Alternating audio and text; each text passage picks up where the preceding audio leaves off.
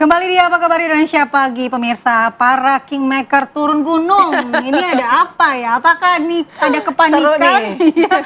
Kemudian semuanya harus turun gunung. Apakah tidak percaya atau tidak percaya diri dengan paslonnya masing-masing untuk berkampanye sendiri sehingga turun gunung? Kita akan membahasnya, pemirsa. Di studio sudah bergabung bersama kami analis politik UIN, Mas Adi Prayitno. Selamat pagi, Mas Adi. Halo, selamat pagi Mas Adi.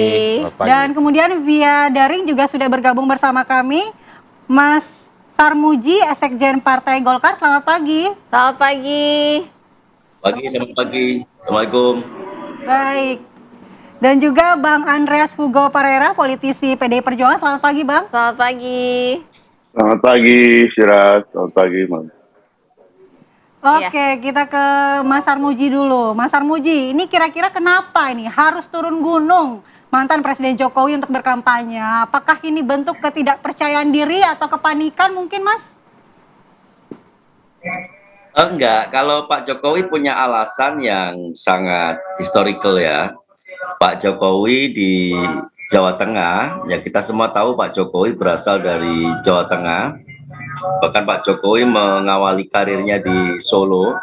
Jadi menurut saya wajar kalau Pak Jokowi memastikan Jawa Tengah akan semakin baik setelah kepemimpinan yang ada sekarang. Demikian juga Jakarta, Pak Jokowi adalah Gubernur DKI Jakarta, jadi masih punya ikatan emosional dengan daerah khusus Ibu Kota Jakarta ini. Jadi turunnya Pak Jokowi menurut saya tidak ada kaitannya dengan kepanikan atau kekurang percayaan diri seorang calon. Di Jawa Tengah dan Jakarta menurut saya calon kita sangat percaya diri, meskipun kita juga mengakui bahwa dorongan Pak Jokowi pasti memiliki pengaruh yang baik terutama di Jawa Tengah dan di DKI Jakarta. Tetapi dalam kacamata kami, keterlibatan Pak Jokowi di Jawa Tengah dan Jakarta secara langsung, hemat kami adalah karena punya sejarah, ikatan sejarah dengan Pak Jokowi sendiri. Ya, Mas Sarmuji, artinya tidak ada kekhawatiran mengenai elektabilitas yang dimana Pramono Dul ini juga sudah mulai agak sedikit meningkat begitu kan? Jadi bukan karena itu ya akhirnya harus turun gunung, kemudian supaya ada Jokowi efeknya di Pilkada Jakarta dan juga mungkin di Jawa Tengah juga begitu? Kalau meningkatnya Pak Pramono dan Bang Dul di DKI, barangkali kalau dikaitkan dengan itu sedikit relevan, tetapi kan itu terbantahkan dengan fenomena yang terjadi di Jawa Tengah. Di Jawa Tengah sebaliknya, data survei menunjukkan bahwa di Jawa Tengah pasangan calon yang kami usung dan yang di-endorse oleh Pak Jokowi trennya justru meningkat dan makin hari makin kuat. Jadi alasan itu sebenarnya alasan pelengkap saja, tetapi alasan yang sebenarnya adalah alasan yang sangat historical. Pak Jokowi punya ikatan emosional sekaligus punya ikatan historis dengan dua daerah yang memang pernah ditapaki oleh Pak Jokowi. Ya, kita ke Bang Andreas. Bang Andreas, bagaimana Anda melihat kalau tadi di kubu RK Suswono, Jokowi langsung turun untuk berkampanye. Nah, di kubu Mas Pram sendiri kan juga sudah ada Anies Baswedan. Ya. Tapi perlukah ini ada tambahan kekuatan dengan Ketua PDI Perjuangan Megawati Soekarno Putri turun juga, Bang? Kalau Ibu Mega ya soal turun atau apa ada langsung di lapangan atau tidak, itu ya adalah hal yang secara politis memang tanggung jawab politik, tanggung jawab moral dari Ibu Mega sebagai Ketua Umum yang mengusung baik Mas Pram di Jakarta maupun ya Pak Andika dan Mas Hendradi di Jawa Tengah gitu, karena beliau adalah Ketua Umum partai gitu, sehingga juga di dalam ya proses masa kampanye ini sebagai Ketua Umum juga secara resmi terdaftar sebagai tim kampanye dari juru kampanye dari pasangan-pasangan yang diusung oleh PDI Perjuangan.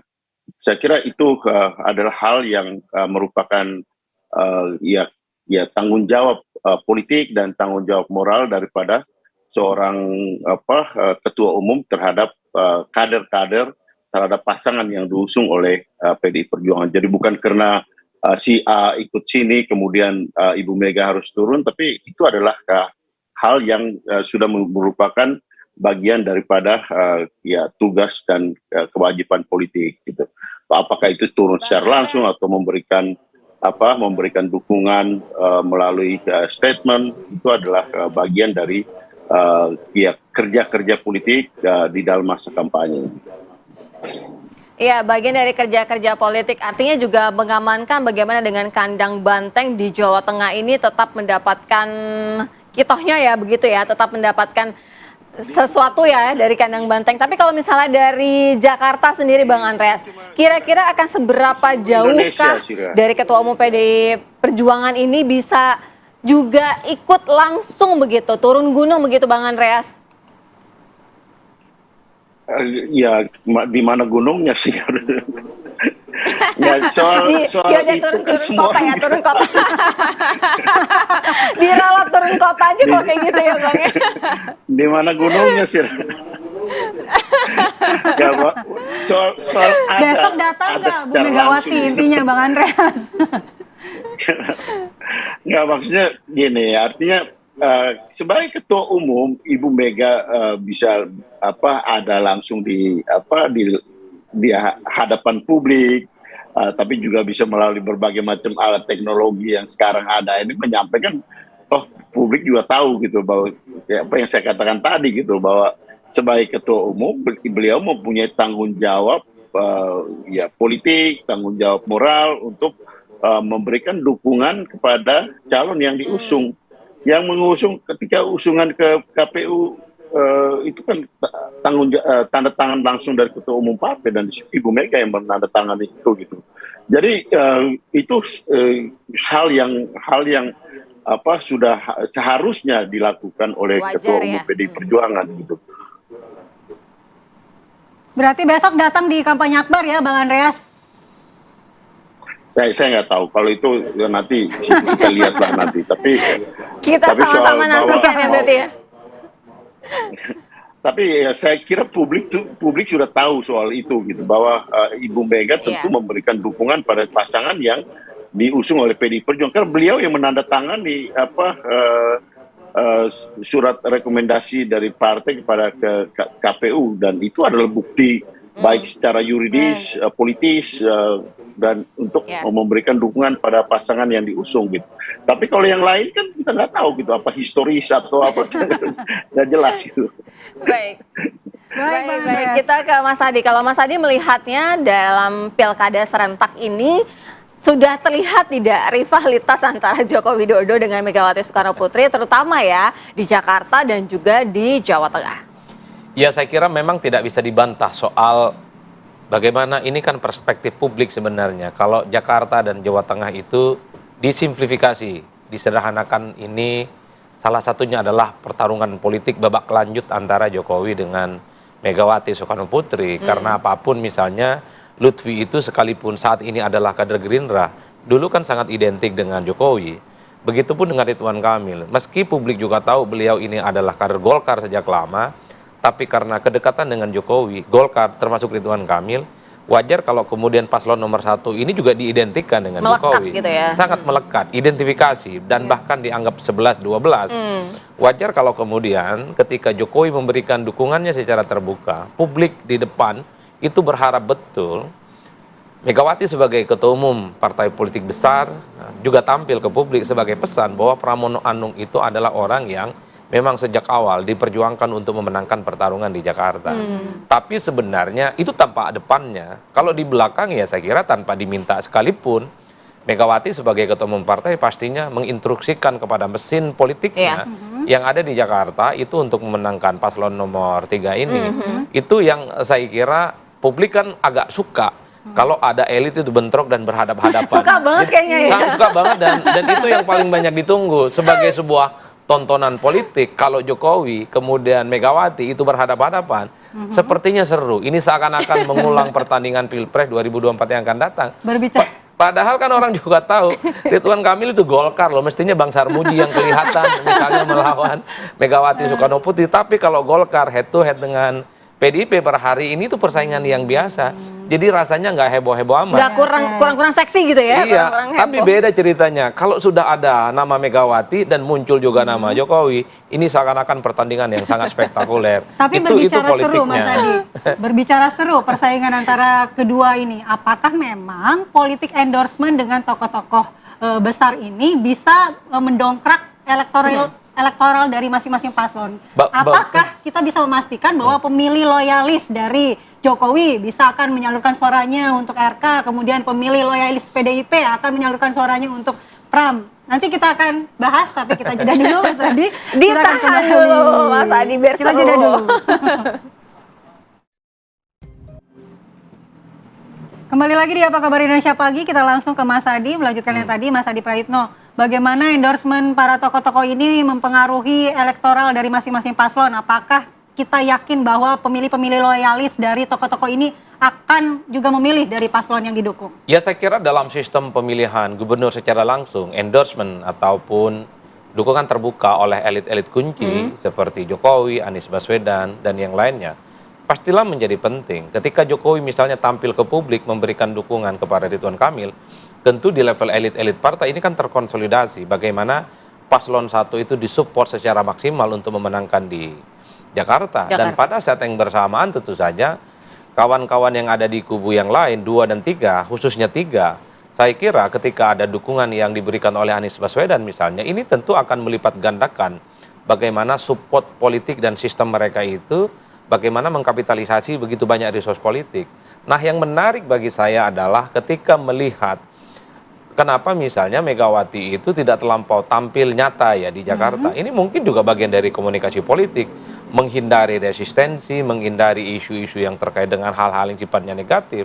Dan bahkan kalau kita tracking satu persatu, 1 dan 3 khususnya, itu kan sangat tidak kelihatan warna partainya.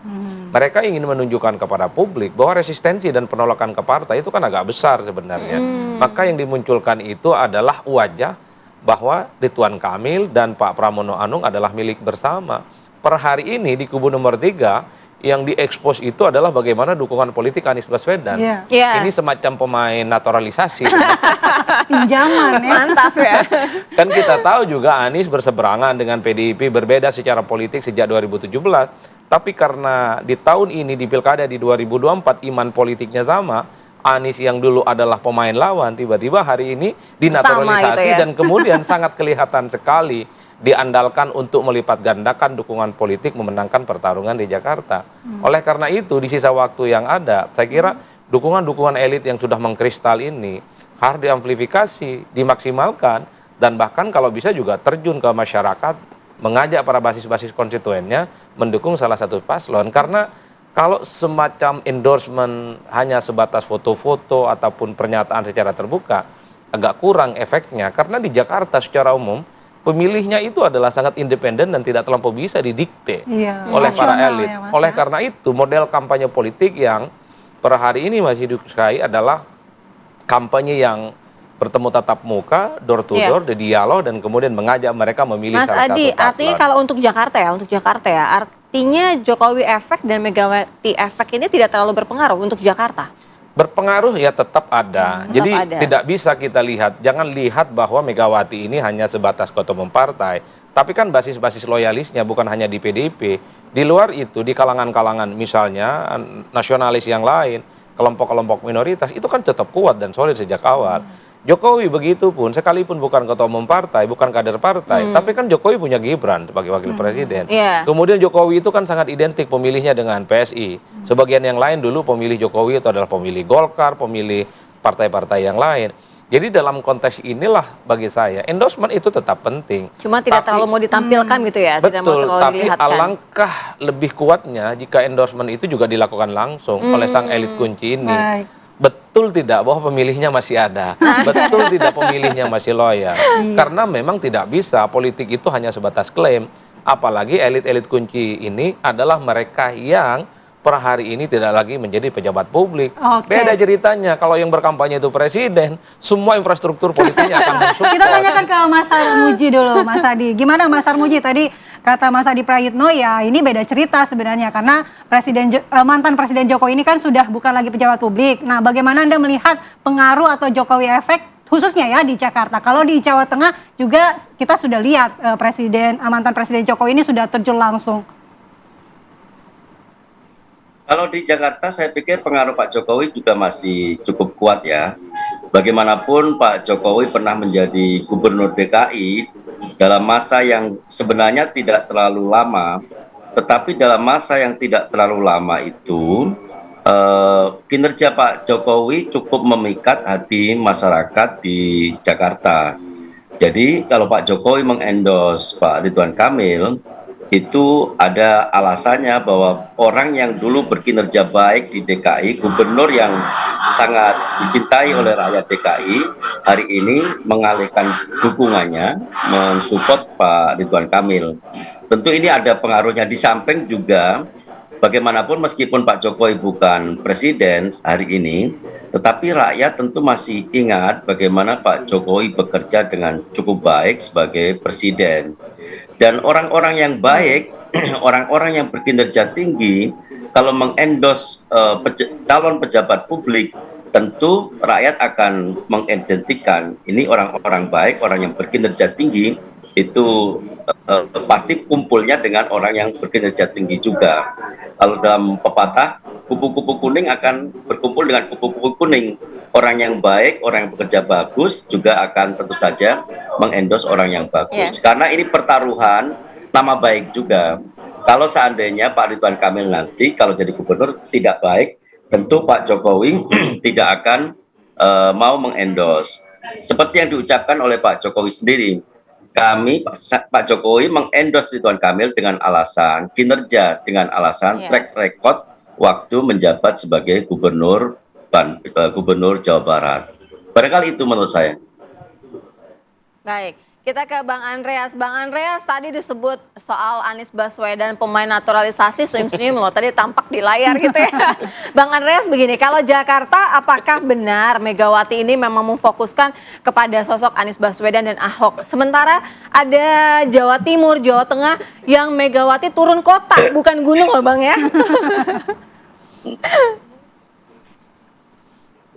Kalau Ibu Mega selama ini kan juga ke beberapa daerah, tentu ya daerah-daerah yang ya dengan situasi dan kesehatan dengan usia beliau turun di beberapa daerah. Tidak, kalau dulu kan biasa ke hampir seluruh Indonesia kan beliau dari satu kota ke kota yang lain.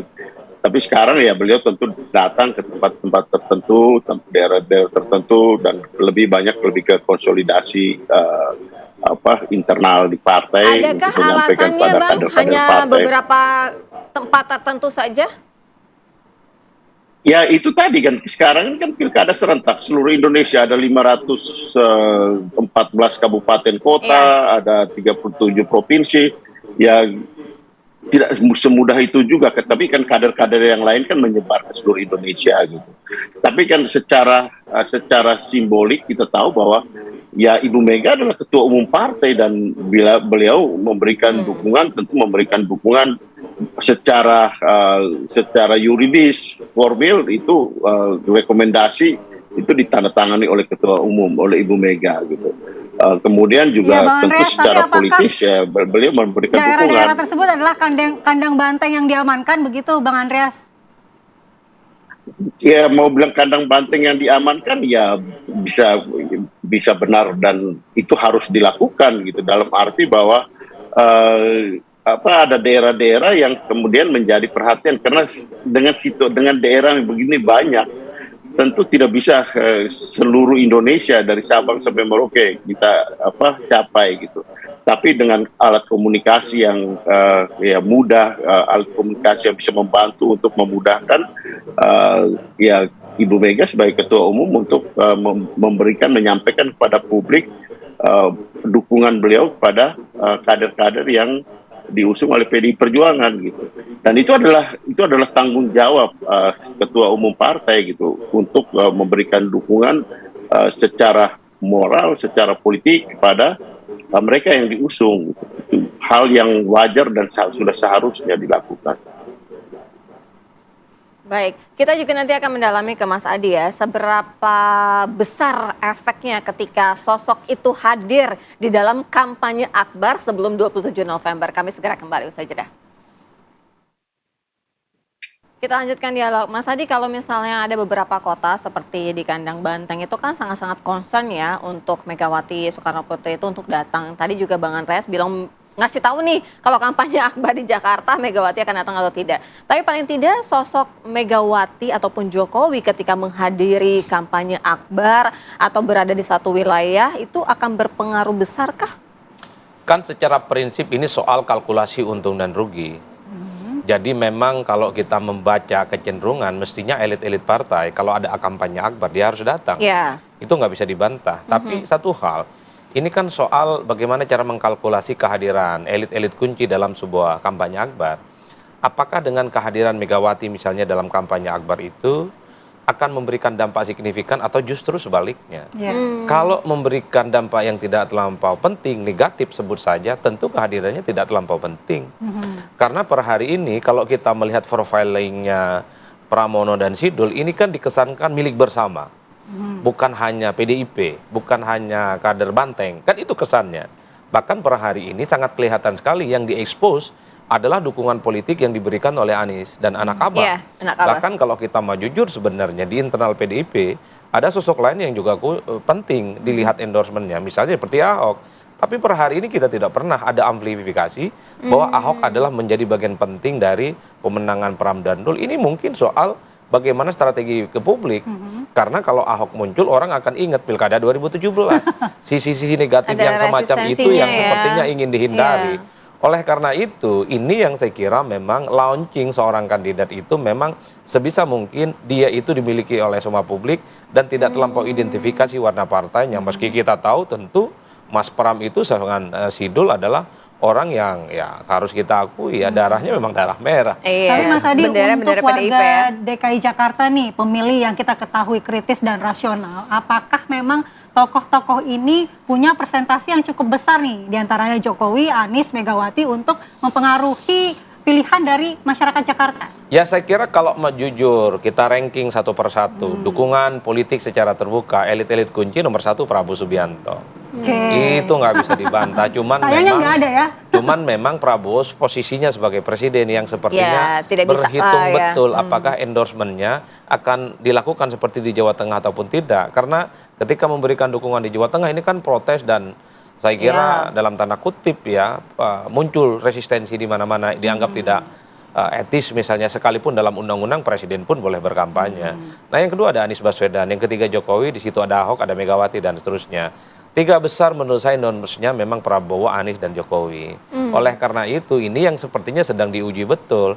Karena hari ini tidak ada Prabowo dalam tanda kutip ya memberikan dukungan terbuka di Jakarta, maka seakan-akan kalau kita bicara tentang endorsement sebenarnya lebih sakti mana pemain naturalisasi seperti Anies ataukah Jokowi. Kan ini yang saya kira memang dalam sisa waktu ke depan apakah kerja politik mengonsolidasi mesin-mesin yang ada itu mampu memaksimalkan pertarungan politik yang ada. Tapi dalam kampanye akbar, kenapa ketua umum partai, sekjen-sekjen partai itu menjadi penting untuk hadir? Ini dukungan moral secara politik, ini support bahwa ini perahu sudah berlayar, maka tak ada cerita itu pantang mundur ke belakang dan harus menang. Karena kalau kita mau jujur, yang hadir dalam kampanye akbar adalah mereka yang pemilih-pemilih loyal, pemilih-pemilih yang dipastikan akan sudah memberikan dukungan politiknya ke paslon tertentu. Jadi kampanye akbar itu sebenarnya tidak terlampau bisa mengajak orang-orang yang misalnya undecided ataupun yang iman politiknya goyang-goyang. Jadi kampanye akbar itu semacam penegasan soliditas, siap tempur dan mereka maksimal 100% untuk menang. Kan di situ konteksnya. Unjuk kekuatan ya. Oleh karena itu yang saya lihat kenapa Jokowi misalnya juga memberikan dukungan terbuka ke Ridwan Kamil. Jokowi ingin menguji bahwa basis-basis loyalitasnya di Jakarta semakin mengkristal, semakin solid, kerja keras untuk memenangkan RK dan Suswono. Itu tadi. Apakah kerja politik dan endorsement yang diberikan ini terus akan mampu memberikan keyakinan kepada pemilih atau tidak. Ya tentu kerja politik yang terus sampai akhir Ya. akan menjadi penentu segala-galanya. Ya, Oke. Mas Sarmuji, kalau misalnya melihat dari Jakarta, kemudian Jawa Tengah, dari Joko Widodo ini sudah menunjukkan lah ya, sudah secara terbuka begitu. Nah, itu menjadi salah satu tolak ukurnya adalah karena memang Jokowi efeknya berperan sangat besar, atau apa sebenarnya yang ditujukan begitu, Mas Sarmuji?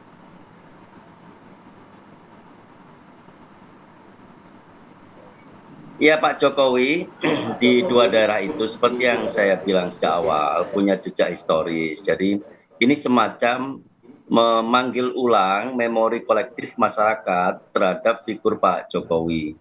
Jadi kalau memori kolektif masyarakat terhadap Pak Jokowi waktu itu kesannya baik dan sampai saat ini juga baik, maka panggilan memori kolektif itu diharapkan memang punya efek kepada kandidat yang diendos oleh Pak Jokowi.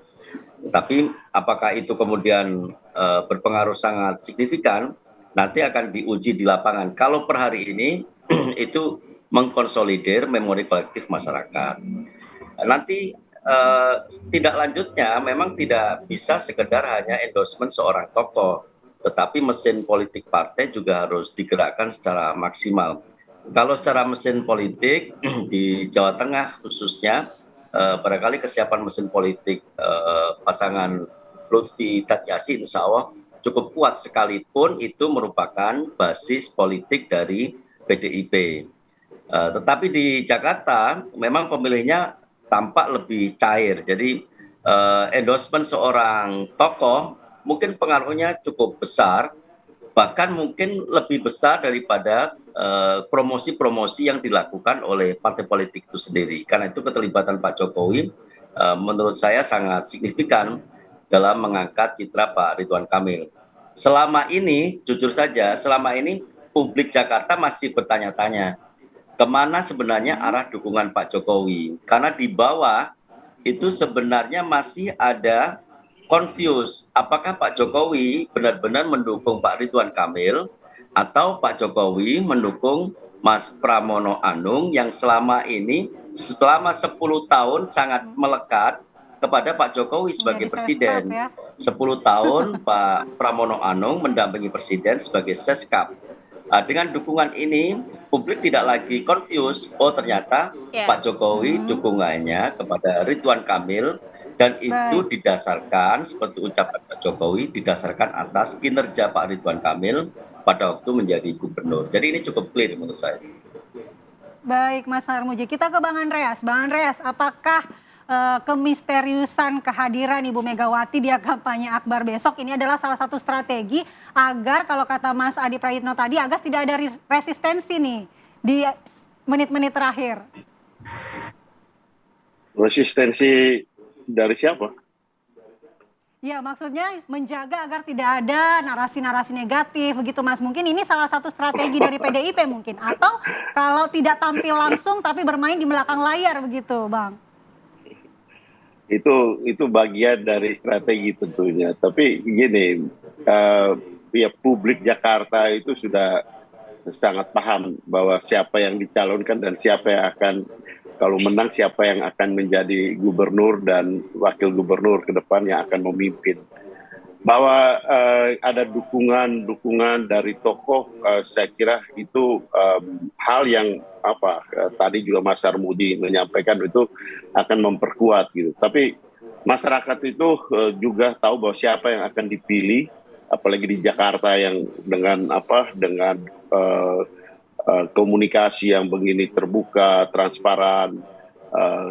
Pak Anies sendiri menyampaikan, mengendorse masyarakat untuk memilih dan mengawal proses pemilihan ini, itu menunjukkan bahwa ya masyarakat ini bisa melihat gitu siapa yang akan ke depan akan memimpin Jakarta, dan itu yang terpenting gitu, itu yang terpenting.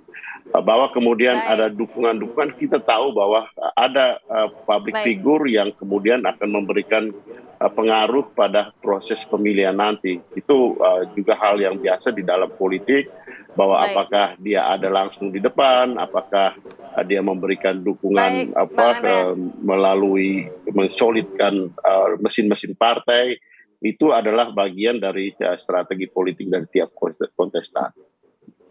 Baik, kita sama-sama nantikan ya siapa saja tokoh-tokoh besar yang akan hadir dalam kampanye akbar. Kami lanjutkan nanti ya pembicaraan di lain waktu ya. Terima kasih Bang Andreas, juga Terima kasih, Bang Mas Mas Sarmuji, Sarmuji. terima kasih, Bang Sadi juga Mas terima Adi. kasih.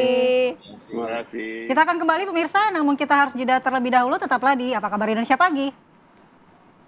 Seandainya